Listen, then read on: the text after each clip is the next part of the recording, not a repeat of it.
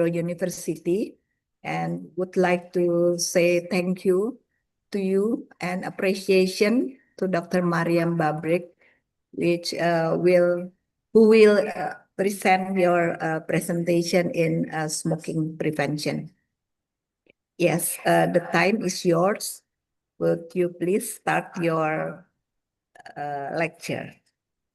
Thank you so Rex. much. Thank you. Thank you so much. Do you hear me okay, everybody? Yes. Thank you.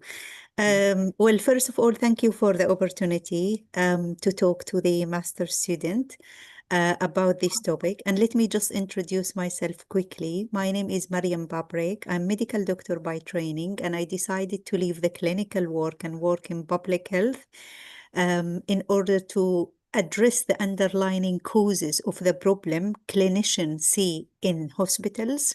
For example, cancer, diabetes, all those problems are caused by problems that need to be sorted outside the health sector, outside the hospitals. So I decided to be a public health professional. I did my master at the University of Leeds in International Master of Public Health. And then from there, I expanded to be from one country public health professional to cross-region public health professionals. And that's what we call it international health. And then I did my PhD in global health, and now I am leading an NCD control in low middle income countries. And that's why I am here talking to you about one of the most important problems that need to be sorted out outside hospitals. And you, as future public health professionals, you will be responsible for tackling many of the problems in order to reduce the burden on hospitals, increase the life expectancy, improve the quality of life of your population. So this is that's briefly me. I'm originally from the Middle East, Egyptian, born in Egypt, but did work in quite few low middle income country. And my relationship with the Asian countries, Malaysia and Indonesia, is actually through my colleagues and my student. I do supervise masters and undergraduate and PhD student who are working from your country. So that's briefly me. And the topic I'm going to talk about it today is actually one of the most important underlying problems of non-communicable diseases. And it requires collaboration between health sectors and non-health sector. It also requires collaboration between countries, between you and the religious leaders and community leaders, the market, everything. And that's what I'm going to highlight in the session today. So let me first of all share my presentation, and let me know if you see the slides clearly. Are the slides clear?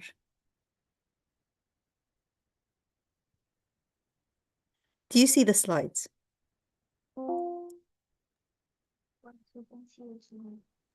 Yes, we can see. Thank you. Great. Yeah, it's clear. Thank you. So I would start by showing you these pictures, which I have taken from some of the research I did in preventing adolescents from smoking, and these are coming from low middle income countries. So those are pictures of children I have seen on the road smoking normally. They don't have any problems. Nobody stopped them from or even saying this is wrong. Or if they see them, they would feel okay. Their parents are responsible for doing that or sharing or dealing with this problem. However, I think for us, if we see this picture on the road, it means we do have a problem with the society. Those are children in primary schools, and they seems to be very professional in smoking. So let's see how we tackle this problem. and how we as public health professionals, we first need to understand the underlying causes, why those pictures seems to be normal in some societies. So what I'm going to try to do, I'm going to explain the epidemiology of the smoking among adolescents globally and in low middle income countries. So you see the size of the problem. Because if we are convinced this is a big problem, then we can get the motivation and the resources to tackle it. Then we're going to talk about the most important determinant of adolescent smoking, using one of the framework. I call it, it's a very good framework for understanding the determinant. It's called behavior change theory, which I'm going to explain. And then we're going to talk about evidence-based school and community interventions for smoking prevention. And then we will talk about the role of public policy in order to tackle the problem. I'll try to do my best to be concise and cover those topics in the short time given. So first of all, when we say smoking, we should be using something called um, um, tobacco use rather than smoking. The reason why we say that, because these are the forms of tobacco. Some of it are smoked on the, you can see them on the right side of the slides, and some of them are not necessarily smoked. It's chewed or sniffed or different form of smoking. So when we talk about tobacco use, we mean all that, anything that include tobacco.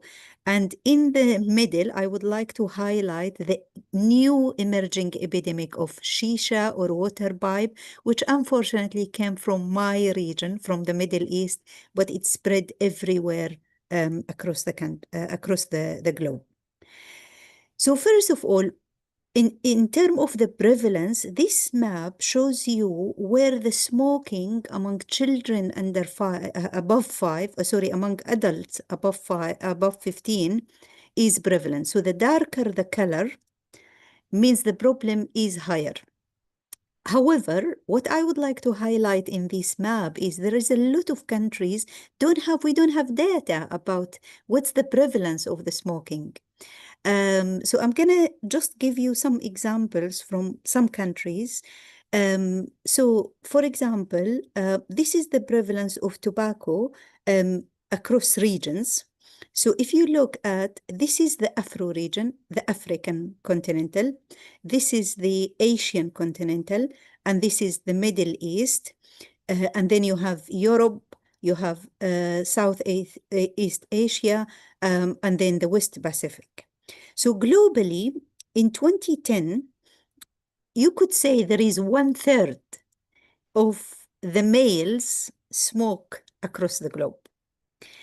And this number in 2025 slightly reduced to be 33%, which is still 1/3 of the male across the globe smoking. When it comes to the females, in 2010, we had 7% of females across all countries, all regions, used to smoke. And that means current smokers, means they do smoke at the time of the survey. And this number has been reduced to be 4% or 5%. It's slightly reduced.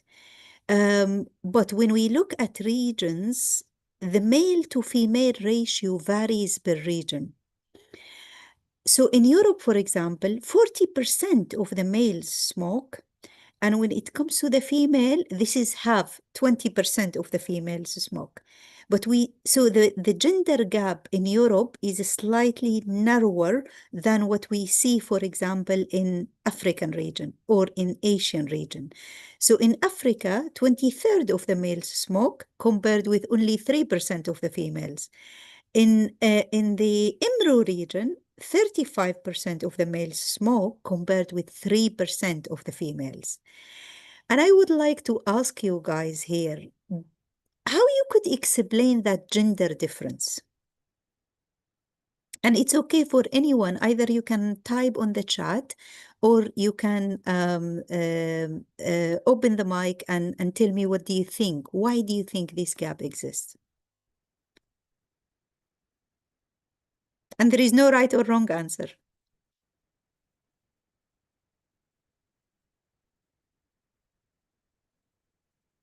Anybody would like to share what you think?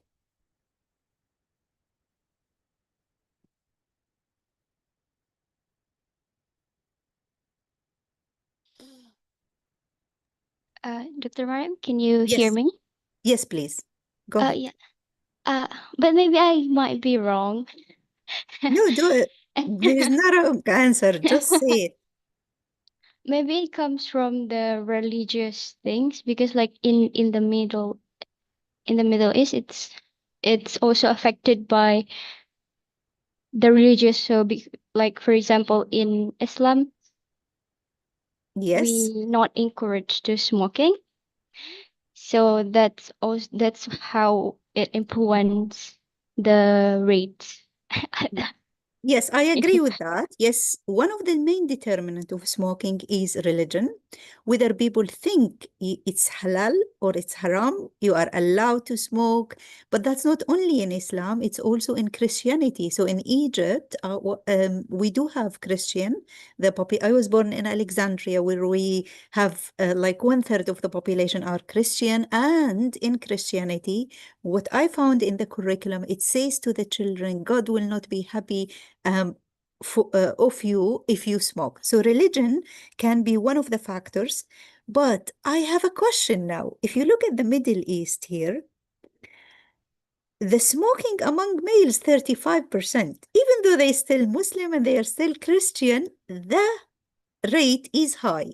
So what could be the other determinant that cause males to smoke more than males in Asia, in Middle East, and in Africa, but that factor does not exist when it comes to the Europe, for example, or it's less prominent in those countries?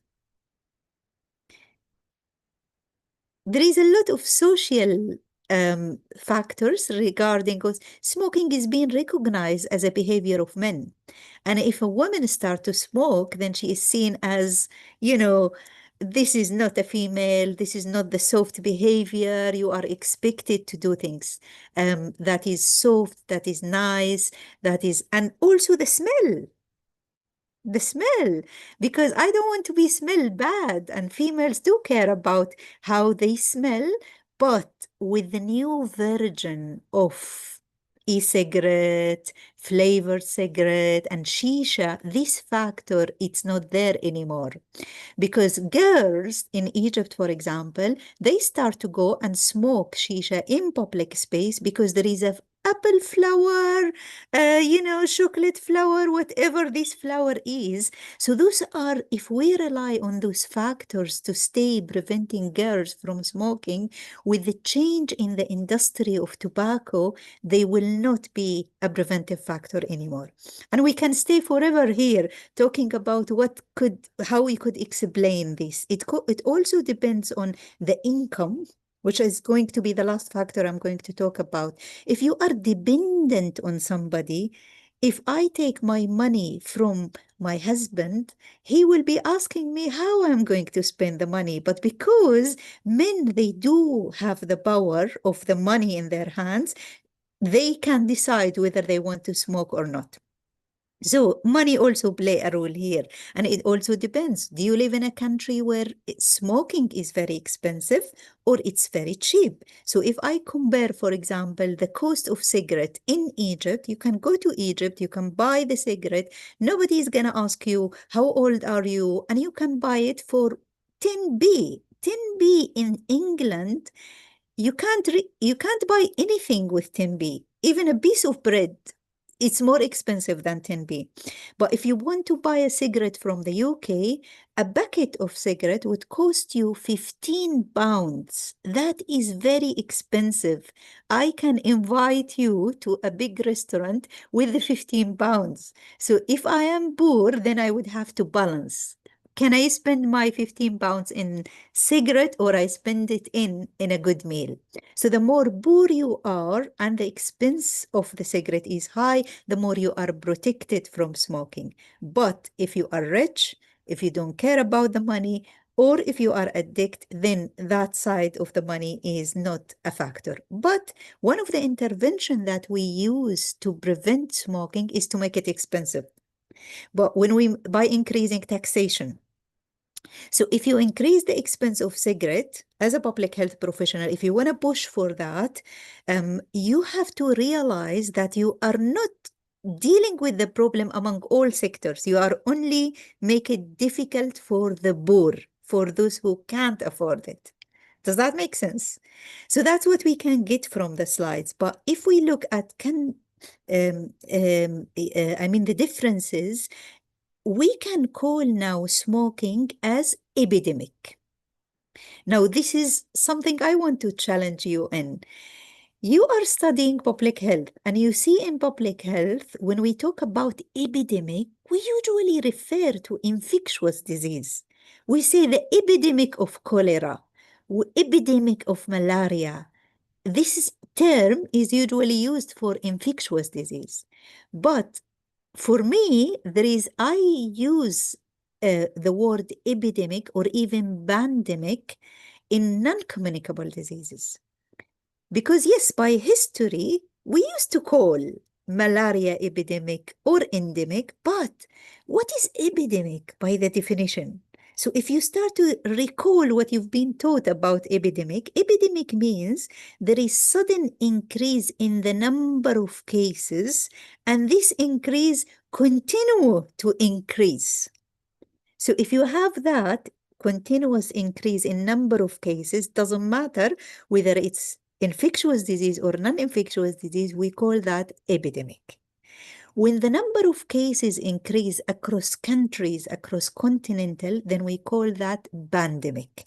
And if you remember in COVID-19, usually there was a blame for the WHO, why the WHO was late in announcing COVID-19 is a pandemic, because we did not meet the criteria at the time. What is the criteria is continuous increase in number of COVID-19 cases and mortality in a country, and then in a continental, and then crossing continental and crossing countries. When we reach that definition, then COVID-19 was announced as pandemic. Now, if you apply this term into smoking, what we have seen from the previous picture, it is a pandemic because it's continuously increasing across all ages, across all genders, in almost all countries. Yes, some countries are doing much better than others, and the rate is not that high, but we can see now, especially if we think about shisha, water pipe, e-cigarette, it's a clear pandemic. So why this pandemic is happening? People income increased. Young population is also motivated by social media, TikTok, whatever, Instagram, or whatever they are seeing, Facebook, and all those, promoting e-cigarette in a very toxic way, which made people just want to try it. Especially the young people, when they see that, smoke coming with the color and the flavor, and then you sit next to them and you smell it, and they think it's healthy because what I smell is apple. But what's inside is tobacco. This industry of tobacco made it very difficult for us as public health professionals to convince the new generation that e-cigarette has the same toxic, same harm as the other cigarette. So we are not fighting in hospitals now. If I would like to reduce the epidemic of smoking, we have to talk about income.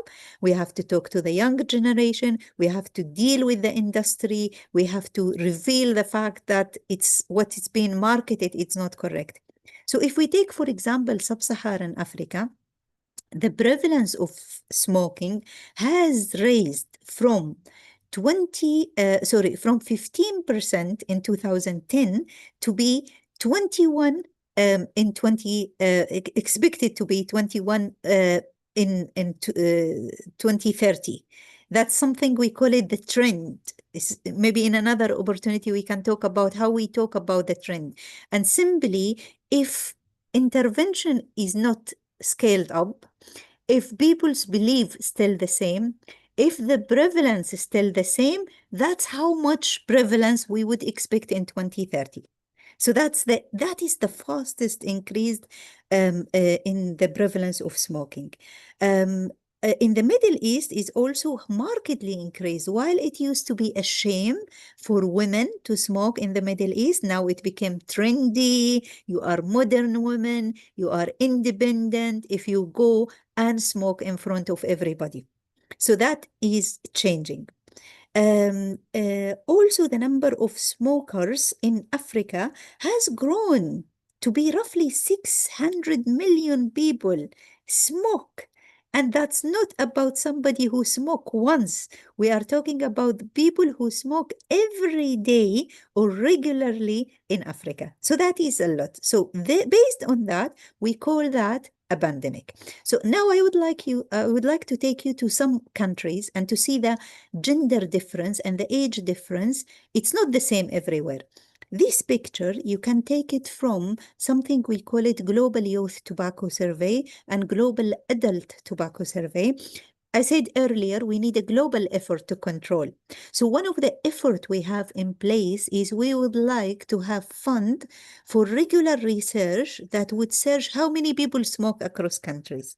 This is in place and the resources is available, and all countries are encouraged to do this global tobacco survey every 5 years, if not then every 10 years.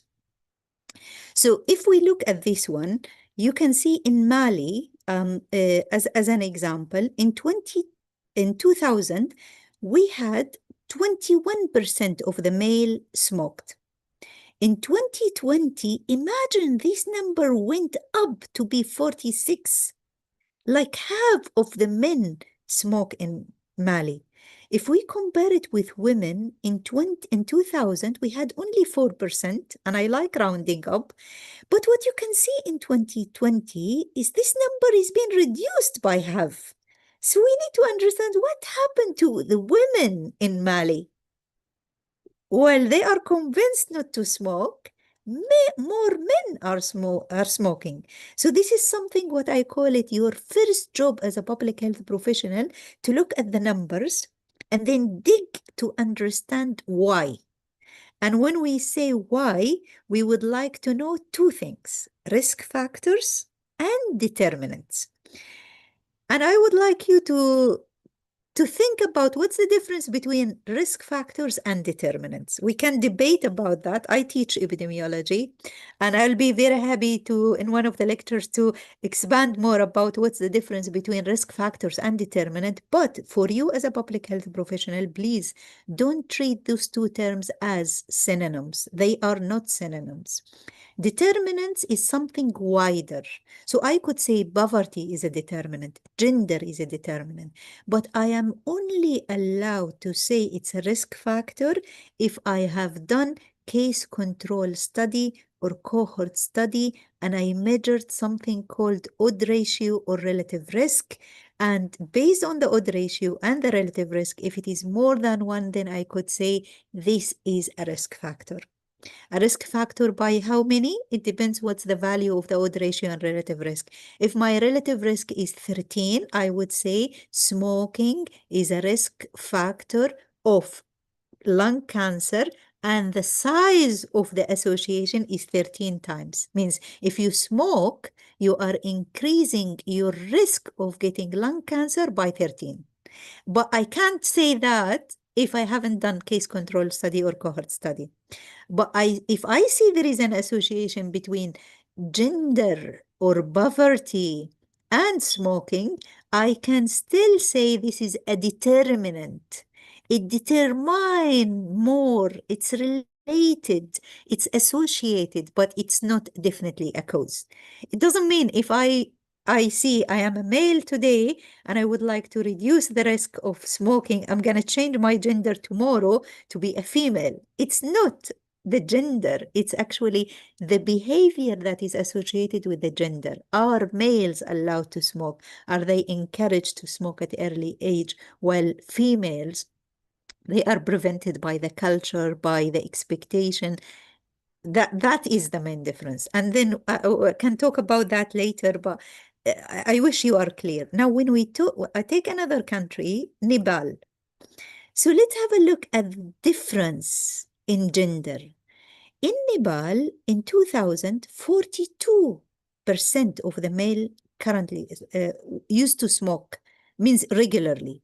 This number in 2025 has been reduced to 31. So the prevalence of smoking among male in Nepal is reduced by almost 10%. In Nepal, the culture encouraged women to smoke in the past. So we used to see almost 1/3 of the females smoke. But by the time 2025, only 5% of the females smoke. So there is a combination here of things. Yes, the prevalence has reduced by among males and the females, but it's quickly reduced among women. We also need to understand what's going on there. In Nepal, it used to be culture encouragement.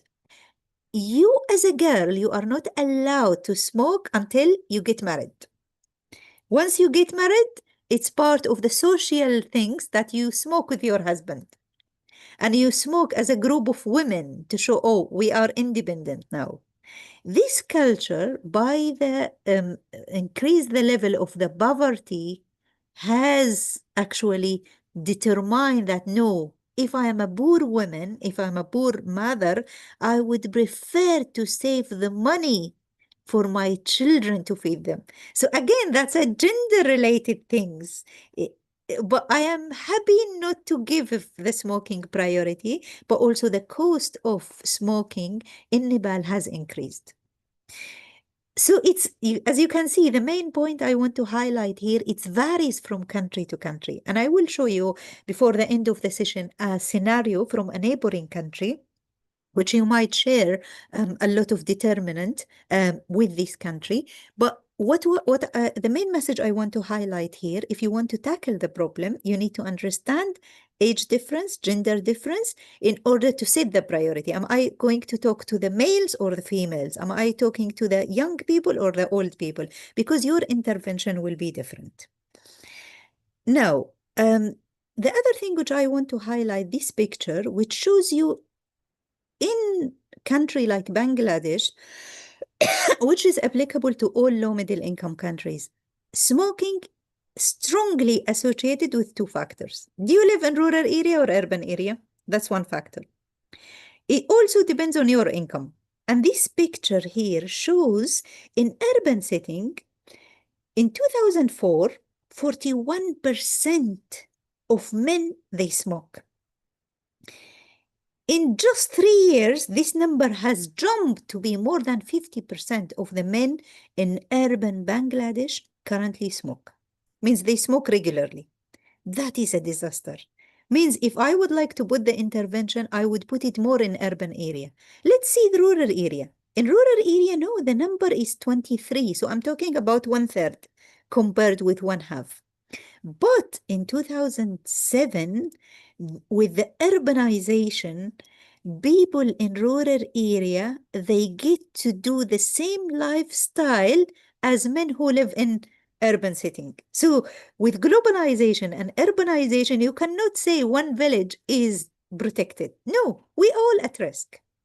And then the percentage of men who smoke in rural area is actually more than the percentage of men who smoke in urban area. So because those people are not protected, they feel it's trendy. I've been in the city, everybody's doing that. So if you want to show that you are in a good socioeconomic status, as a man, you would smoke. But the other factor is also the income. So Q1 means it's the first quartile, which means you are the poorest in the society. So Q1, let's say this reflects the poor people, and this reflects the rich people.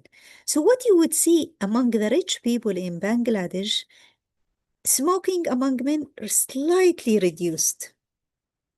While this is not the case among the poor, there is a big jump from 30% to 62%. So you could say it's double the burden among the poor. Now, I said earlier, if we make smoking expensive, we prevent the poor. Now, this is contradictory of what we see here.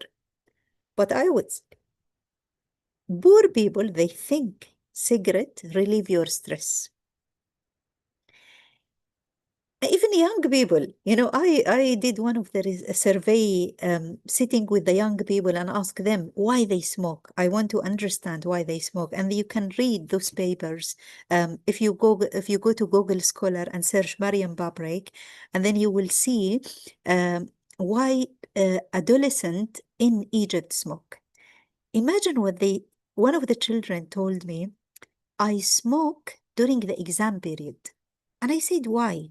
He said, in the classroom, a genius teacher of math stuck in solving one of the problems on the board. But then he said to the class, and that's exactly the same way the children mention it to me. They said, the teacher said, just give me 1 minute. I'll go outside the classroom and I will find the solution. He went in front of the classroom and smoked a cigarette. And the boy, he's saying then, the solution came through his mind. And he came back in 2 seconds to solve this complicated equation on the class. Now, the way this boy described it, he think if you are stressed, you smoke, you relieve your stress. If you are stuck with something to think in math or science, or you smoke, that increase your ability to solve difficult situation. Now, in such a society, some simple intervention, I would say teachers should be prevented from smoking in front of children in the classroom. But in Egypt, as I said, it's cheap. So if I have that thinking and I can afford it, I can take it from my pocket money if I want to pass the exam. Instead of buying a sandwich, I will go and buy cigarette because I can afford it and I have that belief. So if I am in a country where the cost is cheap, I am not protected. But if they make it difficult for me, if the same scenario happened in the UK, you are not allowed to buy cigarette as a child less than 15 years. You have to provide proof of your ID in order to get a cigarette. Now, policy also will play a role. Is the policy make it easy for the children to buy it? They can buy it on the street in India, in many low middle income countries, in Egypt. And if you can't afford the whole bucket, you can buy one. And if you buy that single one, you don't even see the warning that is being written on the bucket of the cigarette. So it's not only money, it's policy, it's governance, it's how people implement the law. So I'll tell you an example here. In Egypt, we have a law that prevent any shopkeeper from selling cigarette to a child. And the child means you are less than 18. That's the law in Egypt. And that's been in place since 1995. But when I went to Egypt to do a research, I found in front of the school, children can go and they can buy cigarette. And there is an assumption he is buying the cigarette for his dad. Why? Because in Egypt, it's quite common that you will send the children, go and buy some fruits, some vegetables, get me some tomato, get me something. And in your way, you can also buy me a cigarette. So that is a culture that would allow the shopkeeper not to check. But here, law is a law in the UK. So if whatever you buy it for yourself or your father, you will not be allowed if you are under 18. So having the law is something, but implementing the law is a different thing. So, and that's intervene with the culture, I know his dad is smoking. So I know he's buying it for his dad. But in the way, many children, they told me, no, I actually try one or two, and my dad wouldn't even check whether the bucket is, full or it's being used. So there is a lot of job that we need to do as public health professional to deal with that. Again, I'm emphasizing here as a public health professional, you don't work in hospitals. You want to go and check. The law is there. The parliament has given you the law, but is it implemented? You need to talk to parents. You need to go and observe what's been sold on the market and how easy it is. So this is something also to consider. I just want also to highlight here I've taken Bangladesh. And what I want you to see, I want you to see the difference between adult tobacco smoking and youth tobacco smoking. So daily smoking among adult in Bangladesh, we are talking about 1/4. 1/4 of adult smoke daily in Bangladesh, 25%. When it comes to youth, and youth means in this survey, it means anybody who is less than 18. So this number is 7%. This is the current cigarette smoking, and the current tobacco use is even 9% because there is some traditional form that people, show tobacco or sniff tobacco. So nobody can say, oh, this is a small number, we shouldn't be worrying about the youth, because the reason why I'm saying that, when you go in deep into this survey and ask those adults, when did you start smoking? All of them, they would say, all of them in Bangladesh, they would say, we started our first cigarette when we were less than the age of 15. So in this situation, I see if this number is not being tackled, what will happen is actually you're going to have more and more and more of adult smoker in Bangladesh. So again, as a public health professional, we say prevention is better than cure. So if I would like to prevent smoking, I should be targeting adolescent. Before they start their first bit of cigarette, they should have the knowledge about the consequences. They should be able to say no to their friends. And I should be tackling the causes. Now, this lead into, we have to understand why adolescents smoke. What makes those 10% smoke when they haven't even reached the age of, they are still in school, children, they take, they should be eating lunch box, water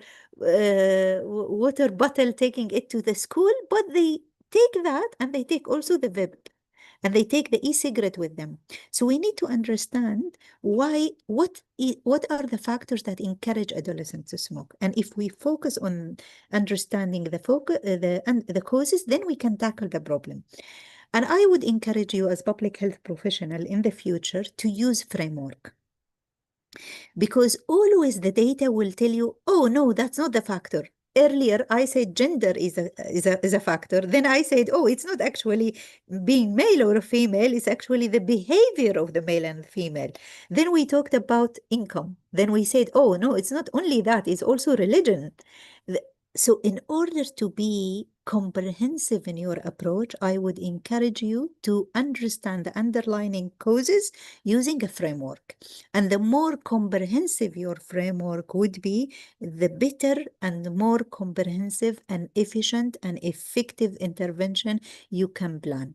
So my favorite framework, I'll skip some of the slides. My favorite framework to understand the underlying causes of adolescent smoking is this framework. It's so complex, but I will simplify it.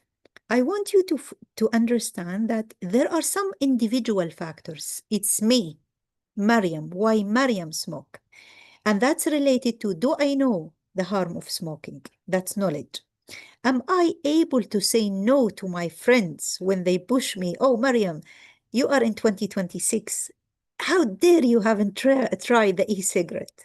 Am I able to say no to my friends and still have a friends? Or I'm afraid, no, if I tell them no, they are not going to be my friends. So that's the skills I have. So we've got knowledge, we've got skills. It's also religion. How do I stick to my religion? Do I know that my religion doesn't allow me? Do I hear that from my religious leaders? Or I think, no, they talk about the old cigarette. It's not e-cigarette. Do I do physical activity? Because sometimes many children, they told me in schools that I don't smoke because I want to be Mo Salah, the footballer, the famous Egyptian footballer, and they want to go to Real Madrid and play this and win the World Cup. And if they smoke, their chest is not going to allow their breath in a good way, so they can't finish the match. So that's an individual factor. Do they want to keep some physical fitness and they know that if they try cigarette, that's would hinder them? The other factor that would affect is, what's the situation in my family? And that's led into my individual factor here is influenced by my household, my family. Do I have a father who is smoking? Is he my role model? As a girl, do I see my auntie, my mom smoke? Is she my role model? What's the income of the family? Do they give me high pocket money so I can spare some money to buy e-cigarette? So there are some family related factors. And I see also many children, they say they try this, they don't buy the cigarette themselves, but they smoke from their father smoking. So it's not only I see him, his cigarette is available for me. My uncle also can give me as a gift in Eid or in a celebration e-cigarette to try it because it's cool, it's an event. So how this life in the family, does it allow or does it encourage? On the other hand, many children, they said, if my dad know I smoke, he's gonna hang me. So that is scary enough for him not to smoke in front of the dad. So the more the family that would prevent children from smoking, they will not be open about it, and they might try it and they say, no, I'm not going to try it because I'm afraid of the family related factors. So that is the second factor that play a role. But also peers, my friends, do they smoke? Do they encourage me to smoke? Do they put pressure on me to smoke? And it's interesting that sometimes peer factors or the friend relationship is a protective factor against smoking. Because one girl, she said to me, most of my friends, their family don't smoke and don't allow smoking. And they told me, if you smoke shisha, we will not be your friend. So peer pressure and friends can be encouraging or discouraging factor. So I want to keep those nice girls as a friends. So if I start smoking, they will not talk to me. And that might be good enough for me to be convinced, no, I'm not going to smoke because I need their friendship. And as a public health professional, we need to think carefully about involving intervention that would enhance this friend relationship. Because what I did in one of the schools in Egypt, we created a role model of students who don't smoke. That's one. So you will be rewarded as never tried e-cigarette, never tried shisha, and you will get a big prize. That's encouraged. It's a school-related factor, and we created that policy, which is here. That's your school factors. But we also encourage those, if you want to get a higher prize, you can tell me how many of your friends you did convince them not to smoke. So peer factors or friend factors and schools all together can be very important part of my interventions in school. If I can also identify a father or a mother who don't smoke as a role model and bring them to the school and, reward them for not being smoking, that can be a very important component of school-based intervention.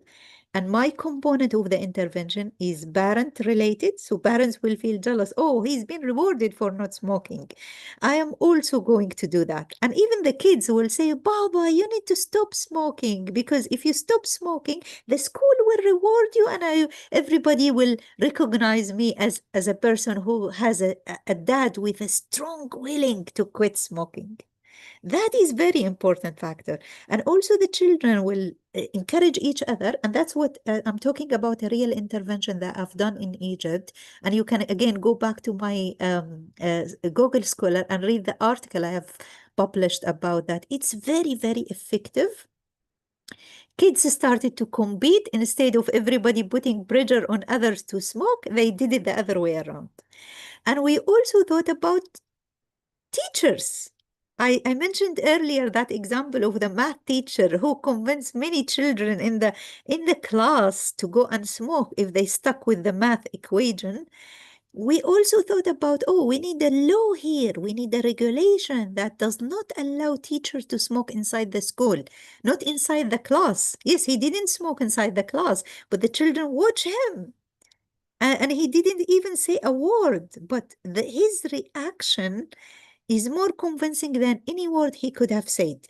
So we encourage to have the parliament to have a law that prevent teacher from smoking inside the school, but it's not fair just to talk to somebody who's been smoking for 30 years. You are not allowed to smoke because he's going to be crazy because he's addicted to nicotine. We have to complement that by, can we have some interventions to help those teachers to quit smoking? So prevent them, but also quit smoking. Give them a space inside the school that they can smoke without the children see them. Give them some incentives. If they manage to get quitting, then reward them. Make them as a role model. Yes, you can make it. It's not difficult. So these are the factors I would encourage. However, we have also to understand it's not, when we talk about adolescent smoking, it's not only the peers, the family, and the school. There are wider factors. The cost of, it's the cost of the cigarette in the country. What's been advertised in Egypt, unfortunately, we have most of the events, Eid celebration, football. These are funded by tobacco companies. And for a person like a young boy who would go to watch a football match, he will come back with a free T-shirt, has logo of whatever Marlboro, whatever the brand of tobacco, going home with that. And then he will remember it. That's when my team won. Let me try this cigarette. That is the starting point. So we need also to look at the general picture. Who is funding this campaign? Also, when the children go to, I take my kids to a restaurant in the weekend. And we sit in restaurant in the UK, you are not allowed to smoke in public. But this is only for the old version of cigarette. Vaping, shisha is not under the law. And I can tell when I see my little child see those colored smoke coming from orange, yellow, he wanted to try. He wanted to try because that bring a culture of it's there and everybody is using it. So we need also some intervention to deal with the macro environment. So we started now to work with the parliament to say, oh, cigarette is a cigarette, whether it's an e-cigarette or shisha or water pipe, it's the same. But because we don't have evidence coming from longitudinal study, we don't have odd ratio and relative risk, it's not easy to push back the market because they say this is a different version. So that's my approach to understand the underlying factors. Now, what I would like to show you, I will share a video that take us into a real life of one of the low middle income country. And I would like you guys to take notes on the underlying factors and determinant of smoking in that particular country and try to classify it. Is that an individual factor? Is it a school-related factor? Is it family-related factor? Or it's the wider environment? The video is around 12 minutes, but I would like you to challenge yourself by trying to pick as many determinant as possible. And then after the video, we'll come back to that framework and I would like you to propose an intervention. What you would do if you are the public health professional wanted to prevent adolescent from smoking in this context. Are we clear what's the task? Are we clear, guys? What's the task? Any question before we share the video? Okay, so let me share the video and just bear with me.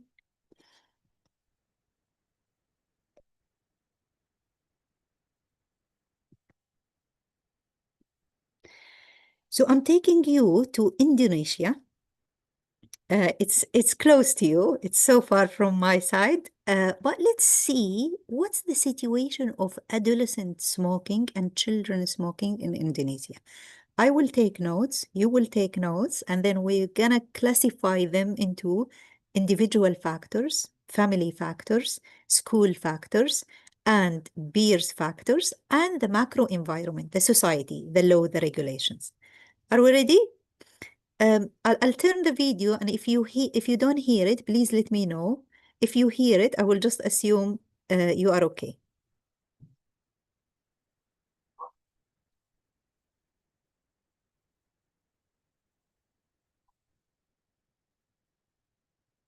It would break the rule book in most countries. But in this class, none of the kids are under pressure to butt out. Instead, this school for street kids in East Java reflects an extraordinary trend across Indonesia. Guys, do you hear the voice? Okay. Yeah, we can hear, but can you help us with turn on the subtitles, please? Oh, yes, the subtitles. Yes, thank you. Yeah, thank you. You know what I'm gonna do? I'll put the video in the chat. I should admit that I am not the best in the technology, but I'll do my best. So what I will do, I'll put the video in the chat. If you feel it's more convenient that you watch the video at the same time in your own laptop at the same time, that might be also useful. When the video would stop here, I would assume you have heard it all. Does that make sense? Yeah. So I'll Yes, share yes. it. Yes. So feel free to open it yourself, and I'll share it again here.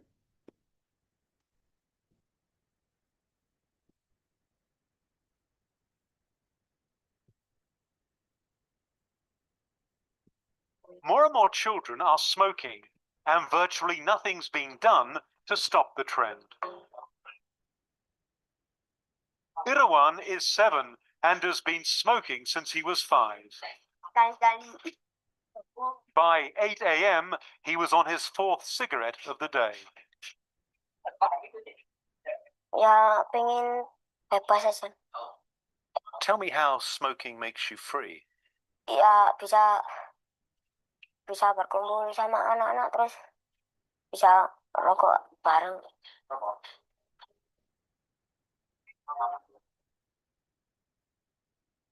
Indonesians are prolific smokers. They light up more than any other country in the region. 2/3 of men smoke, 1/3 of the overall population smokes, and unlike other nations, their smoking rates show no signs of going down. But it's children who are taking up the habit at an astounding rate. This toddler on the island of Sumatra, famous for his nicotine addiction. The vision of this 2-year-old Sumatran boy was seen around the world early this year. The toddler goes crazy, screaming, slamming his head on the floor, even getting sick if he doesn't get his 2 packs a day. Bahwa kami juga sangat serius untuk memperjuangkan agar anak-anak, bayi-bayi tidak merokok. Seto Muljadi is chairman of Indonesia's Child Protection Commission. Bisa dilihat dari penelitian Komnas Perlindungan Anak itu pada tahun 2001 sampai 2007 dalam waktu 7 tahun itu perokok usia balita itu bisa meningkat sampai 400%. Dan itu dilihat karena gencarnya promosi, sponsor, dan iklan rokok di media maupun di ruang-ruang publik. While those figures have not been independently verified, Mr. Muljadi insists aggressive industry advertising is to blame. Indonesia is one of the few countries in the world where tobacco companies have virtually no restrictions on advertising.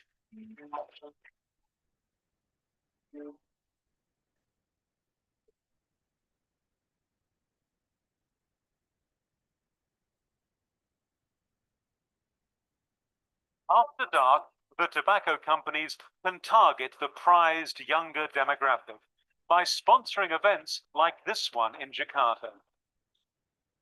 The girls, the DJs, the prizes, the handouts, all supplied by the tobacco companies. Indonesia is an advertiser's dream. While the tobacco companies are out on a Saturday night wooing and cajoling the cool young crowd, the effect is felt much wider. Every kid around the world wants to be grown up, but here in Indonesia, there's nothing whatsoever to stop a child pretending. At the moment, there is no law to prevent children smoking cigarettes. More specifically, yes, you are right. But Not specifically. no law at all. No, the law is there, but not specific for the children. But why isn't it more specific? I mean it like this because It's a failure by the government too. no. Dr. Yushamen is a Director General in Indonesia's Health Department. A draft law that would ban tobacco advertising is currently stalled in Parliament because of opposition from the tobacco industry. Will you ban tobacco advertising in Indonesia? Yes or no? Yeah, that's why Yes or no? that's why we write down on the RPP. So yes, you will. Yes. You will ban it. Yeah. When? How many years from now? Next year? Is Indonesia going to sign the World Health Organization Treaty on tobacco, like just about every other country in the world? You mentioned about the treaty is not this our responsible. That another trading side. Yes. But the health department will presumably be involved. No, that's for the trading. That's another. But Do you think Indonesia should sign this treaty? it depends on the content of that one. The content of the Convention on Tobacco Control has remained unchanged since 2003, and 171 other countries have since signed on. These nations have agreed there's a mortal threat posed by tobacco consumption. They recognize that a ban on advertising would reduce the consumption of tobacco, and that governments need to have effective laws to prohibit the sales of tobacco products to minors.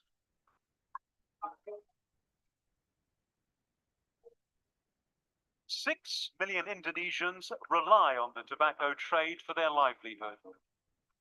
The 500 women in this factory in East Java roll clove spice Kretek cigarettes at an astonishing speed.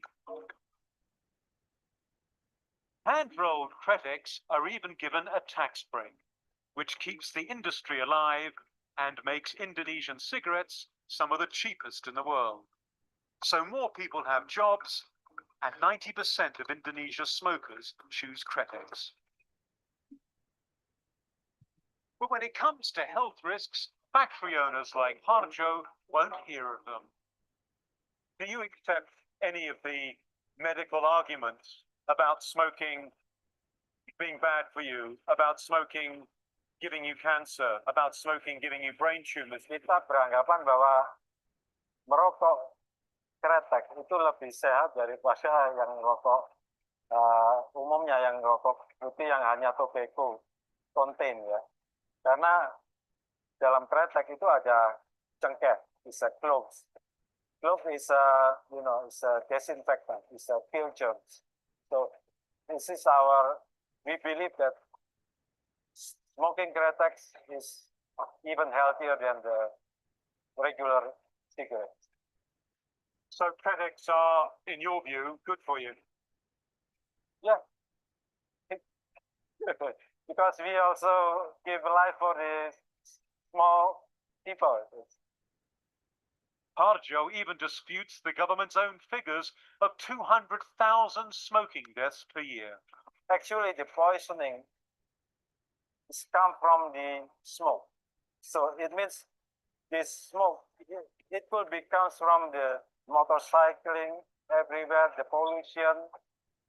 So even the people doing, I think it's like a barbecue, So the smoke contains of the carbon monoxide. People even more being killed in the street because of the pollution. Imam Anwar Ibrahim has gone to the Quran for answers. Kita disuruh berdoa oleh Allah Ta'ala supaya kita minta hasanah di dunia. Hasanah itu mengandung di antaranya kesehatan badan. Ibrahim is from the influential MUI Council of Islamic Scholars. He's preparing the next stage of the fatwa he declared in March, banning women and children from lighting up. That's despite protests from the tobacco industry. Apa itu?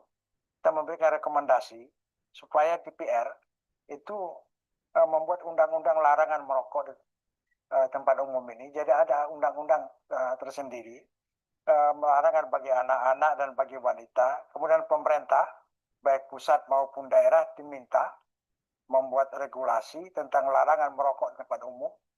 Para ilmuwan diminta untuk melakukan penelitian tentang manfaat tembakau selain untuk rokok. Sepertinya seperti kebun tembakau kita rubah menjadi kebun cengkeh ataupun kebun yang lain yang hasilnya cukup bagus.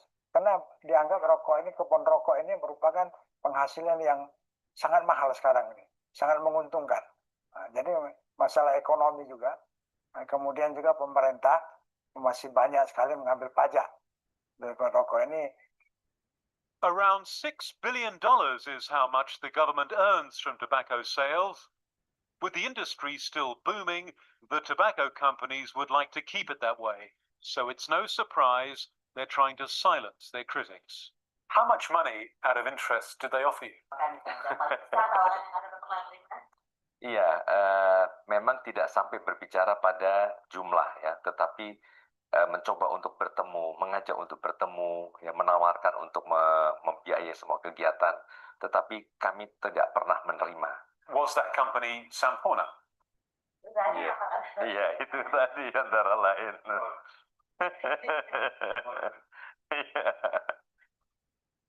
Sampurna's headquarters is this anonymous skyscraper in the heart of Jakarta. Recently acquired by global tobacco giant Philip Morris, Sampurna's offices feel more like a five-star hotel. They even have non-smoking wings. Yeah. This is very palatial. Yeah, thank you. Jos Ginting is Director of Corporate Affairs for Sampurna. Who are you targeting to buy your cigarettes? Kami mentargetkan untuk seluruh dari segmen pasar. Yang jelas program dari pemasaran kami ditujukan untuk orang dewasa. You say you don't target children, and you make that very clear, but you don't make it difficult for children to buy tobacco products, do you? Inilah pentingnya kita untuk sama-sama pahami. Bagi kami jelas, rokok itu berbahaya. Dan program-program kami disasarkan untuk mereka yang sudah dewasa. Oleh karena itu, sangat penting. Dan kami menginginkan sekali pemerintah untuk bisa segera membuat sebuah regulasi yang komprehensif, adil, dan berimbang untuk bisa mengatasi masalah di industri ini.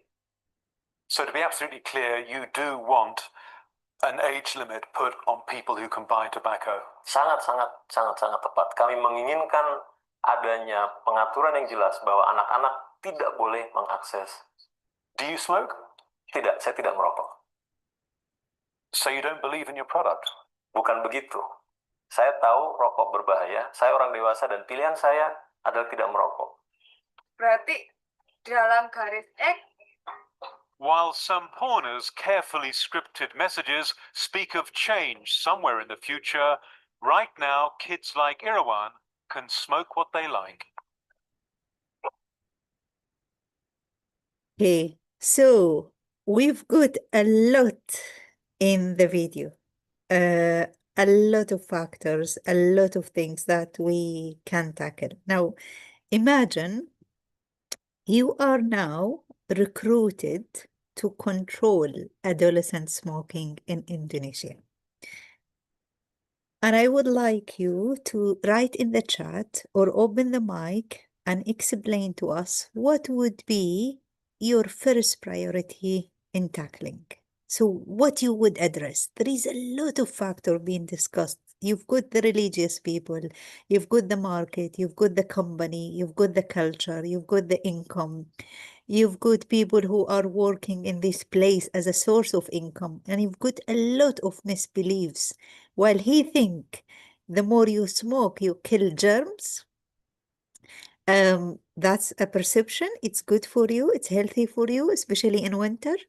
So what would be your priority? And I'm really sorry that if I confused you by the video, because that is, I want you to put you in the reality. That is the reality. And if you want to be trained as a public health professional, you should challenge yourself by understanding the reality. So who is volunteering to, feel free. I know some people are better in explaining things verbally, others they are good in typing. So if you prefer to type, please type.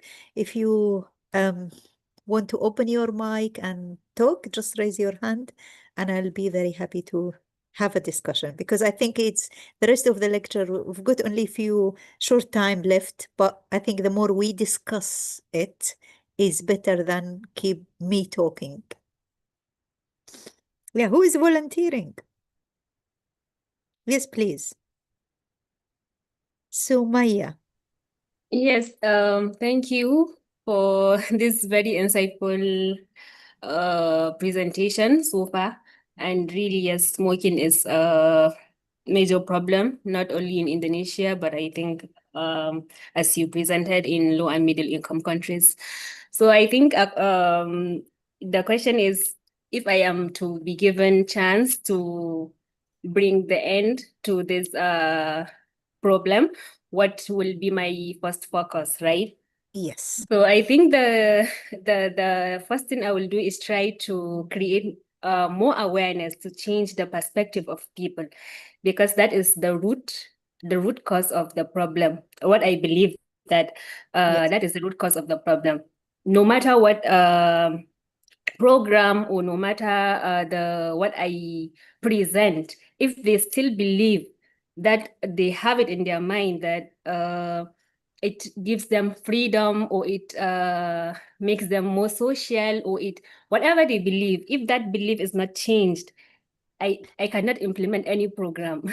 So Exactly. Yes. that is what Thank I you, believe. Sumaya. That's very, very important step. And what Sumaya is using, we call it in public health, bottom-up approach. So I want to create a group of people, large group of people who are aware this is a problem, shouldn't be the case, and I push from the bottom up, hoping that things will change, not today, not tomorrow, not next week, but in the future. And I agree with Sumaya, but I also want to challenge that. I agree with Sumaya, and I would say if your priority is to raise awareness, then please don't start by only focusing on adults. I would focus on changing knowledge, changing attitude, but my focus would be toward the new generation. Those still haven't tried the cigarette. If we can raise the awareness before they try it, then they've got the knowledge and they will be more reluctant to start the cigarette. But if I focus on adults in such a society where the prevalence is very high, people would tell you, for example, I've been smoking for 20 years. I am okay. I never had any problem. Because we know the complication of smoking, it's not something that will happen in a day and a night. It needs 30 years before a person would develop cancer. It would take about 20 years before the person would have hypertension or any cardiac problems. And they will challenge you, and then you would feel, oh, I am not sure.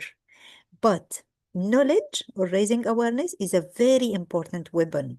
And I call it weapon because you are gonna be in a battle, the battle of back and forth, back and forth.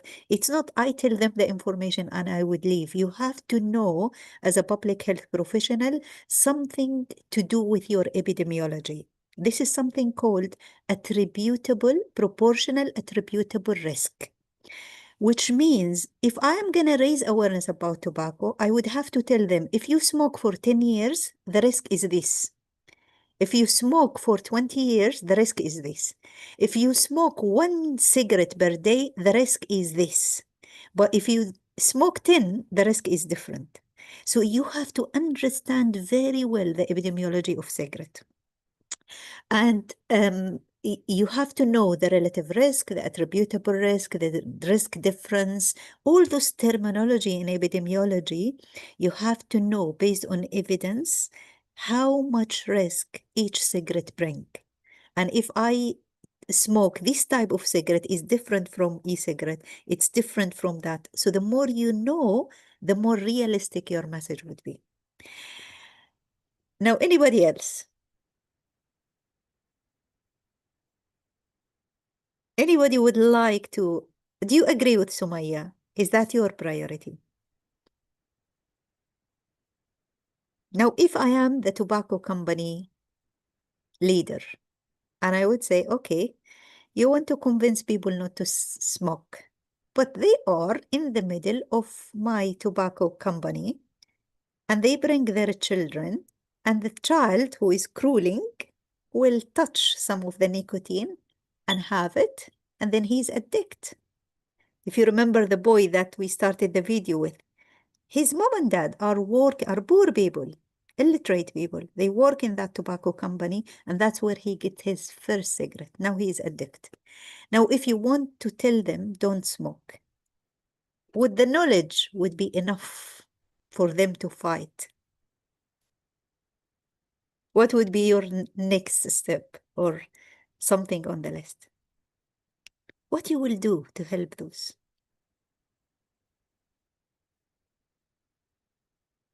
Any idea? Don't worry, you guys. There is no right or wrong answer. We are here thinking together. And by the way, what we are doing now is the real future of the public health professional. We sit together, we talk. You throw your idea, I think about, oh, how practical is this? And then I throw back a question for you, you think about it, and then you come back. That's what we do in the international conferences to tackle a problem. Yes, Sumaya, yes. Okay, maybe I try again. I Yes. think for this category of people, they are they are maybe into the business because they need to feed, they need to take care of themselves, they need to get money. So apart from educating them that their child and they themselves are at risk of the problem, the next thing I think will be to help them find something, a job that is better than the current one they are doing.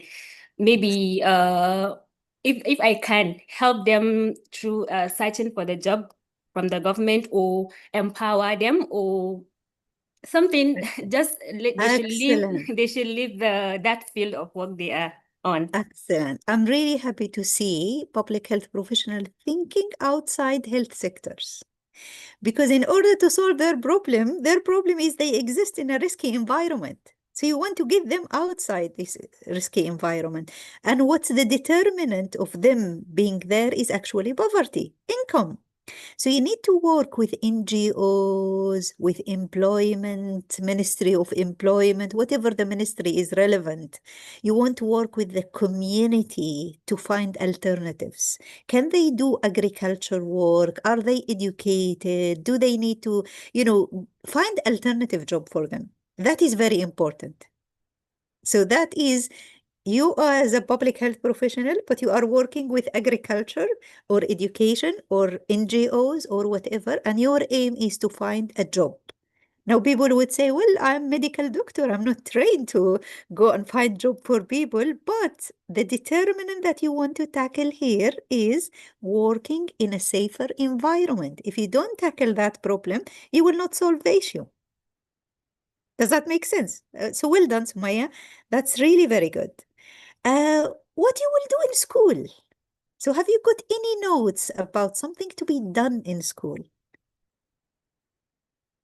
And I really need to hear from other people. We've got many people in the room. And as I say, there is no right or wrong answer. We are just here talking about it. And believe me, guys, when I was, somebody did ask me in the chat whether I am from Yemen. Yes, I did work in Yemen for many, many years, and I have my father is being recruited to build the education system in Yemen. I've got the Yemeni nationality, and I guess you are asking that because my name is Babrek, my surname. Yes, that's the Yemeni name that my dad is given. So I did work in Yemen for many times, many, many years. But originally, I'm from Alexandria, and I do have brothers and sisters are still in Sana'a and Aden and so Abu Bakr, yes, I think. Sorry. Yes, Yes, yeah, I'm happy to talk with you. you, We are from you, Yemen. you are Uh, welcome. And Yemeni people are great people. And I do work with the government, the legal government of the mm, Yemen to yes, enhance funding of maternal health in Yemen. And that makes me actually ask you, Abu Bakr, is the yes, context of Yemen, the Mada'a, the traditional yes. That smoking there, how you would tackle that if you go back to Yemen and you want to prevent yes, this uh, traditional smoking? yes. This thing which I message you about it. Yes, the mada. I want to ask you about the mada. Yes. So Yes, let's because explain to the wider group. This is a traditional form of like yes, shisha or water pipe, but it is a traditional thing in Yemen. in Now, Yemen. we have in Yemen two generations. We have the young generation who would say mada'a, but they call it, they use the new version, the water pipe, the flavor, and it's everywhere among doctors, among teachers, and it's seen like a modern extension of the tradition. Mm, And then you've got the old version, which is the women in Sana'a, in rural area, they still use the traditional form and it's part of the culture. When I see them presenting it, if you go and visit people and they want to welcome you, you will go to the main room, the guest rooms, like a diwan, if I remember it yes, correctly, yes, Abu yes, Bakr. you are, Yes, yes, and you have it in the middle, very well decorated, very nicely presented, and you feel that's a culture of Yemen. So people, because they want to stick to their culture, they keep it in the most important part of their house. Now, how you would tackle this? It's uh, related to social relationship. yes, So yes. how you would tackle it? I want to tell you now in Yemen. I think Mada'a is not found as the previous. Okay, the Yes, previous. Yeah. Now uh, it replaced by Shisha. But shisha. Shisha. Yes, Yeah. I yes. think what is the more dangerous Shisha or Mada'a? I think Mada'a is That is surprising. Now, right. in the new evidence, there Mm. is no difference Oh. in terms of cancer, Oh. heart problems, whether you are using the old version or the new version. However, Mm. we have studied Mada'a and the traditional form of smoking for 30 years, because I said earlier, in order to say risk factors, you need to Mm. do case control study Yes. or cohort study. So the first cohort study that Mm. studied the consequences of smoking and the traditional form of smoking lasted for 30 years. Oh. The first researcher or the person who started the research died, and he didn't reach the final conclusion, Mm. and his student completed the study, and the student of the student is the one who announced how Mm. much risk you can get if you smoke this mada'a or cigarette or whatever the different forms of the cigarette. So for one study, you might need 30 to 40 years to be able to say, if you smoke mada'a on daily basis, this is how much risk you can get. Yes. We don't have this study completed for the shisha and the e-cigarette and the new version of the cigarette. However, um, people from time to time, this require like a cohort study. From time to time, they would publish what they have so far. And the current evidence that's been available in the past 5 years says there is no much difference. However, shisha sometimes, the virgin, I'm aware of study that been published in Jordan. It says the version of shisha that done in Jordan has more, not the tobacco, the burn products, that sweet that cause the color and that cause the taste is more dangerous than the tobacco. So it causes, for example, burn in the alveolar, in the lung, a small particles in the, and it causes chest failure or respiratory failure quicker than if you smoke the tobacco. So this is very similar to the same version of Mada'a. If I compare the two risks, because I'm interested and I do compare the study, it's the same risk. It's actually the same relative risk and the same absolute risk. So now, in order to tackle it, yes, you need evidence and you need strong evidence, but the evidence is not ready, but you can correlate. Now, if I go back to my friends, I have friends of Yemeni people and also Egyptian, among doctors, they smoke cigarette in the duty in the afternoon. Now, if I just focus on raising awareness, it's not going to work. So in this case, I would encourage you to think about top-down approach. Ban it. You are not allowed to smoke inside the hospital. And this is a law and a regulation. Until I have the evidence, then you will be convinced. But the more I leave it, if there is no law, if there is no regulation, if there is no, then you bottom up approach will take years. So, but top down approach, it's now. You are not allowed. So I would work with the parliament, I would work with the hospitals, I would work with the schools and make law and regulation to prevent this in the school, in the workplace. That is very important. You can get the action quick. But when we have a law in a country that you have a police would follow, did you follow or you didn't? That's easy to implement. But how many laws we have in low middle income countries and it's not implemented?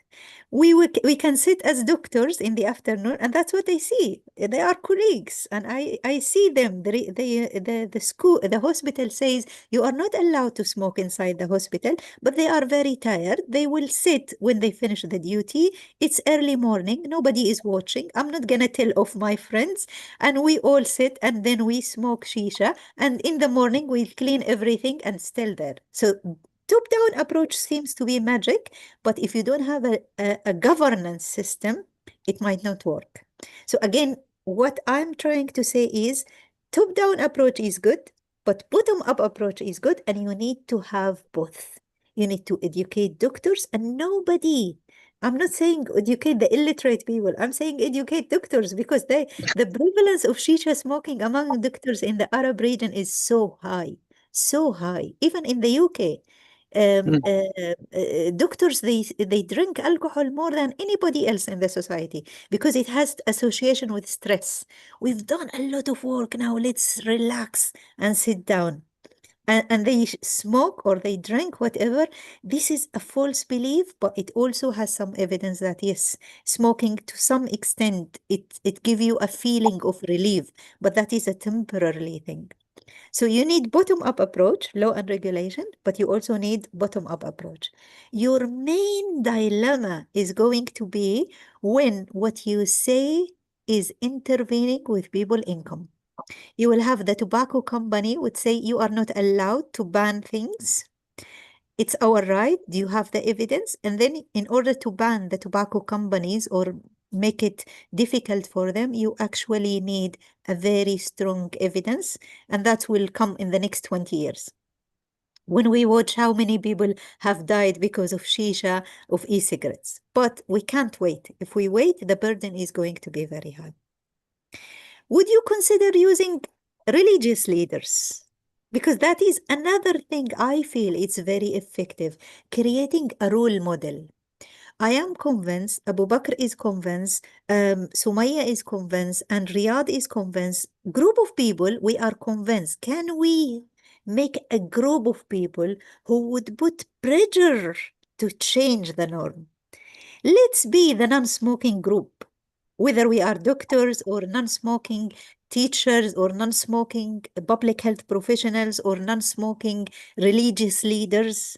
This is very important. You change the norm quicker than using the bottom-up approach.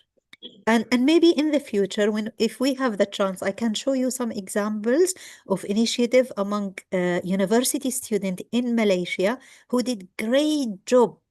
And now they have pushed the government to really consider having some bans, at least in some cities. So that's very important. I would also invite the religious leaders, because if you come as a doctor, I used to go and work with the society and say, well, it's haram to smoke. And then they say, who are you? You are not, you are just a medical doctor. You are not allowed to speak about religion. But when a religious leader who is okay, who is popular, would come and tell them why it is haram or it's not allowed, they are heard. The problem we have in some societies is religious leaders, they smoke themselves. But in the example of Malaysia, no, they know it's not allowed. I'm not saying religious leaders don't know their religion, but because they are part of these societies and they are raised in this society. And if the society is encouraging males to smoke, they may have started smoking earlier and they find it difficult for themselves to quit smoking. Does that make sense? And this is not only applicable to cigarette, guys, it's also applicable to alcohol, any harm habit that people use because of culture. I was raised in a society where people drink tea after the main meal. And that's an important cause of obesity in my society. But I do teach and lead on obesity control, but I cannot stop that habit. It's not because I don't know the risk. I know the risk, but it's a culture thing. How do you change the culture? That is a big dilemma. That is a big challenge. I think I've talked enough today, and I wish you've got the main message. In order to tackle any problem, as a public health professional, I would start by looking at the numbers. How many people do have this number? How many people they smoke? What age they have? What's the gender differences? Is that increasing or decreasing? Am I doing the same like any other country in the region? Am I different from the countries in other continental or other region? So that's give you the understanding of how serious the problem is. But it also help you to understand that you can go and ask for fund. If the problem is globally recognized, like smoking, there is a global fund for tobacco control. So I would go and put a proposal in order to put intervention in place. But in order for my intervention to be acceptable and sustainable and effective, I would have to step back and say, why people smoke in my society? Is it individual factors? So I need to focus on knowledge and skills. Has it to do with religion? Has it to do with, or it's a family related factor, or maybe school related factor, or maybe peers or friends related factor? And what about the general environment? What about the media? What about the cost of cigarette? What about the law and the regulation? Are the law in place, or it's been implemented or not implemented? So when you understand the general picture, then you sit and say, okay, my starting point. Now, if I am talking about adolescent, I think it's more manageable to work in schools.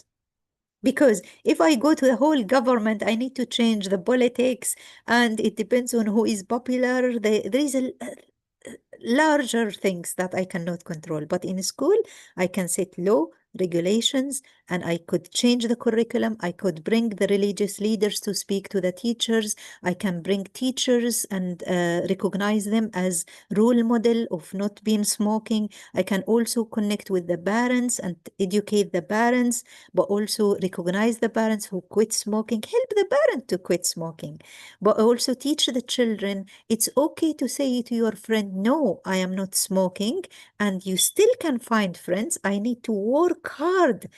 If their friends leave them because they say no to the cigarette, can you make a new friendship?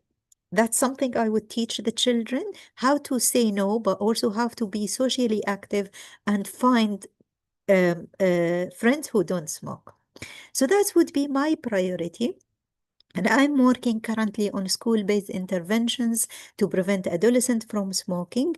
And there is an article I would encourage you to read. I did publish it in the British Medical Journal, and it's a systematic review. I looked at all the smoking prevention intervention in low-middle income countries. I compared what makes this intervention effective or not effective. And the key message is, please don't copy and paste from countries and try to use it in your own country. You have to use something called culture adaptation. Some intervention is being very effective in the United States, and some people, they just took it and copy it and paste it in their own countries, and it was not effective at all, because the determinant of smoking in the United States is different from the determinant of smoking in your own context. So think about, how do you make your intervention culturally okay? So when you talk to the people, they understand you are talking about Malaysia. You are not talking about the United States. You are not talking about, don't take my words and paste it in Malaysia, because the situation in Malaysia might be different from Egypt. So this is something you're going to develop during the master study. And I think I would stop here and answer your questions.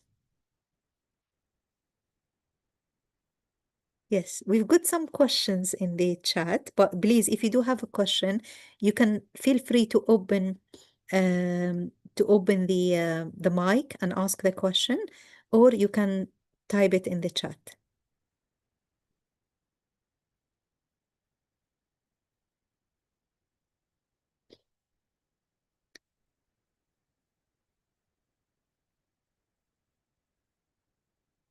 Yes, I think we did answer Irene question. Irene was asking about what's the implication for public policy is, we need to go and work with the public policy makers, whether this is a parliament or community leaders or teacher leaders, and communicate the consequences and our understanding of underlying factors. And we should work bottom-up approach and top-down approach. So I wish that your question is being answered, Irene. Yes, yeah, somebody was talking, sorry. Yes, please go ahead.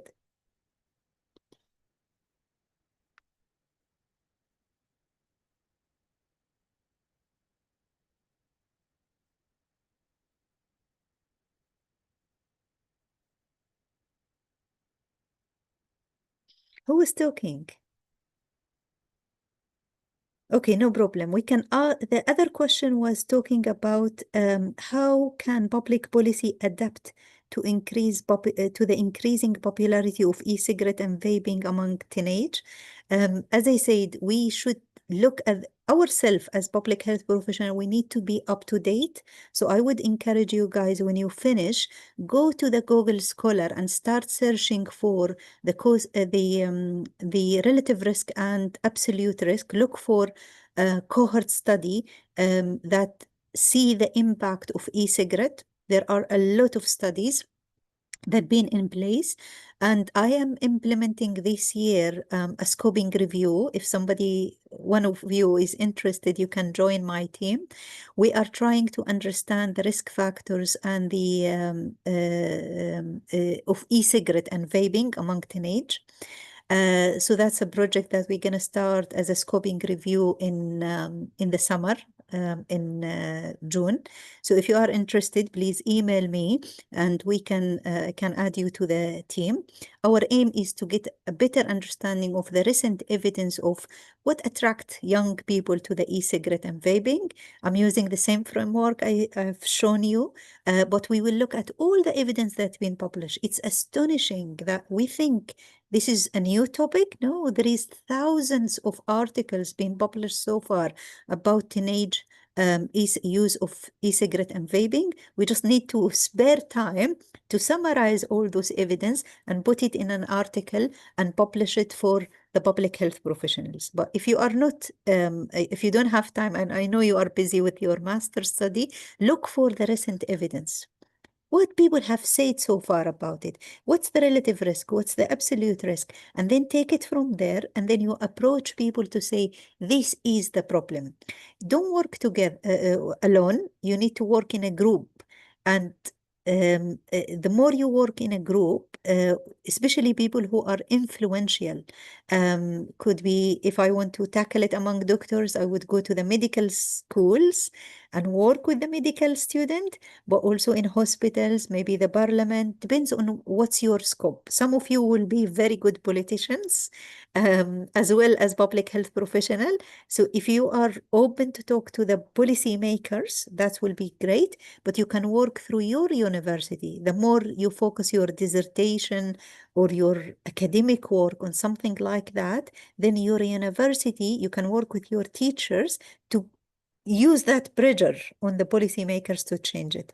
But you can also use that and go to the religious leaders and say, these are the recent evidence. Can you please talk about that in your Jum'ah prayer or your khutbah or your lessons to the new generation? You can also go to the media and speak to the journalists, to people who have popular show programs.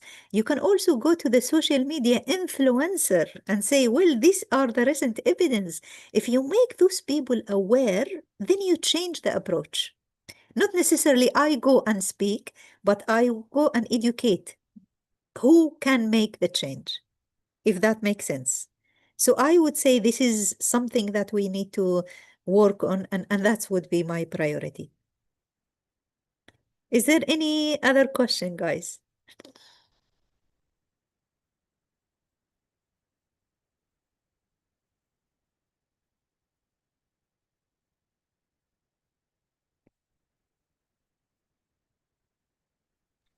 I think there are some questions from chat. Yes, I'm reading Yeah. them. So I Uh-huh. think Nadine did write one now. And And I'm before writing. Nadine, there is Andina, doctor. Did I answer her question? I think I did. Yes, I did answer the question of Yeah, Nadine. Okay. Yes. And Yes. now Nadine. Yeah, so I mean, so what's the no longer exposed to only through physical environment, but also through, yes, digital. Yes, yeah, that is very important. So her question is about how we can, there is a new battle is being opened now with the social media and the digital and the influencers. And as I said, for public health professionals and from global health perspective, our job is not to work in isolation. We have to approach TikTok, WhatsApp, whatever the group is influencing in your place, even YouTubers. I would target those people and run a workshop for them to be educated, but also approach them one by one. And I always say, well, I think we are in 2026, and many of us we don't have TikTok, we don't have Instagram, but those are the important source of information for the new generation.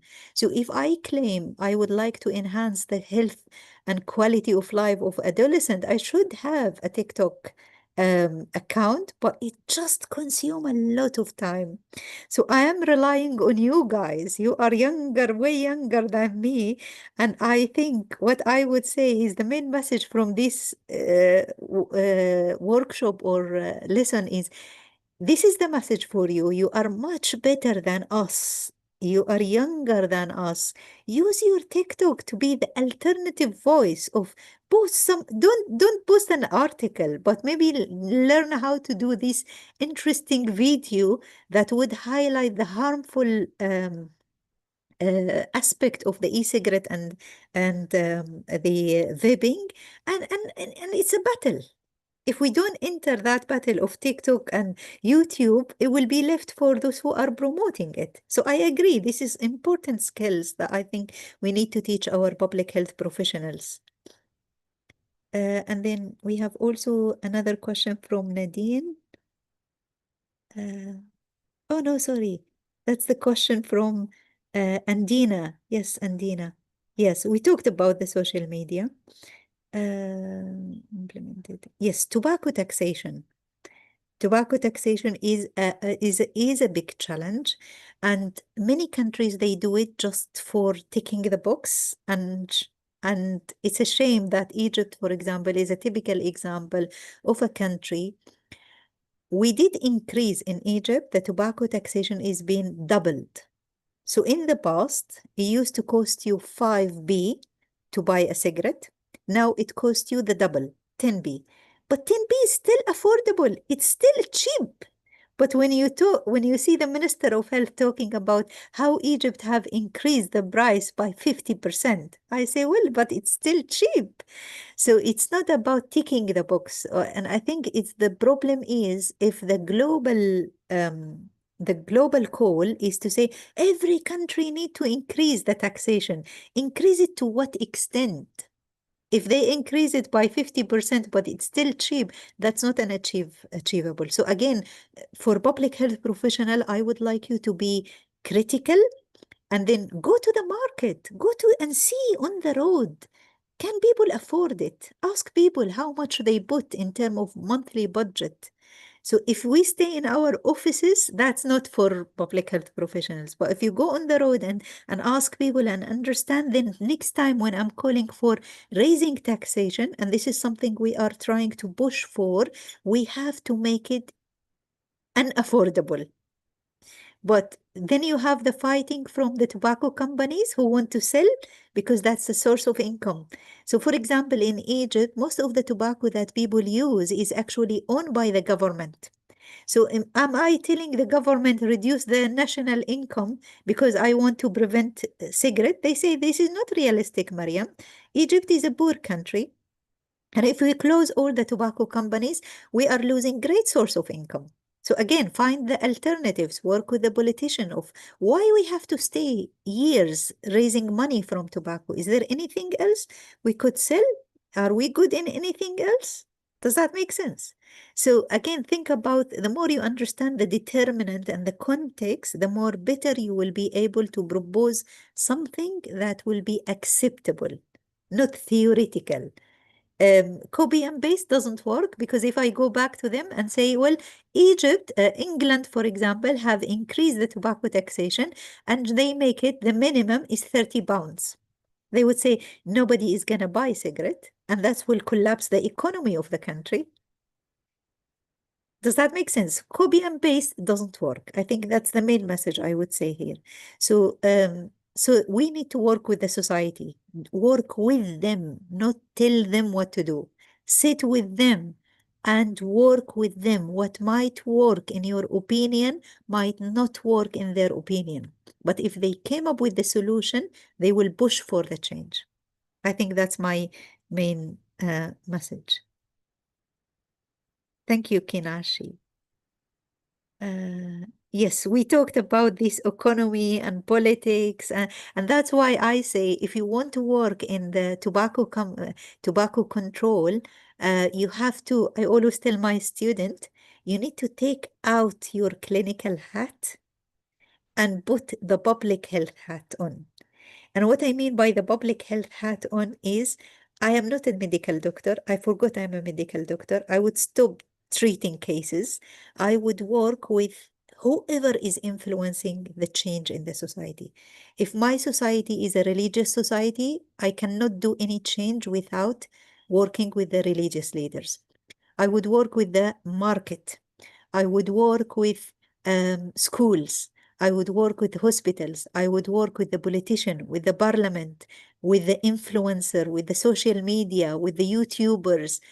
If you open the gate for everyone, that's how you can change. Does that make sense? So I wish that's answer your question, Kineshi. Any other question, guys? This silence, it means either you've got the point or you've got nothing.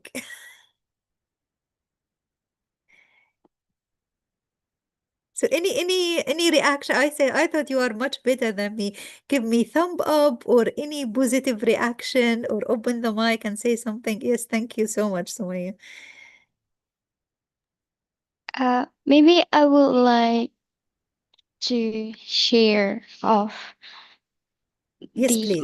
my experience of joking with some of my friends who smoking in, but it's so the first one is when I ask that my sister's friend the reason why he smoked is actually exactly what you say. So the first one is because he sees the friend like, oh, this boy is so cool and I want to be like them, and then like that guy, that cool friend tell him, so you will be more cool if you smoke, like if you be a bit naughty. So and then like Exactly. he started thinking, oh, I think I would start smoking. But that's the first thing. But at first, he doesn't want that. At first, trying, he said, oh, what is this? Because the smell is not good, and then it tastes so bad.